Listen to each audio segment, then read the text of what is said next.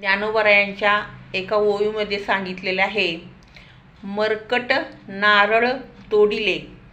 मरकट म्हणजे माकड.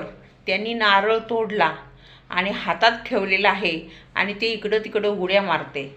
पण त्या माकडाला त्या नारळातला गाभा किंवा पाणी पिता येत नाही, कारण माकडाला नारळच मुळात सोलता येत नाही.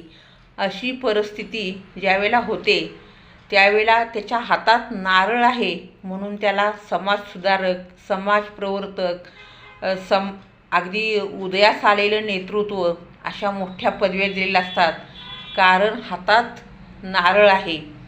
पण हातात नुसता नारळ असून उपयोग नाही.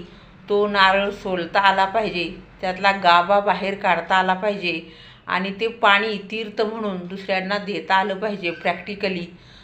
तरच माणसाचा सर्वांगीण विकास होऊ शकतो. तहानलेल्याची तहान जाऊ शकते, भुकेलेल्याची भूक जाऊ शकते. नुसता नारळ दाखवून माकड आपल्याला खुश करतं आणि आपण मात्र वेड्या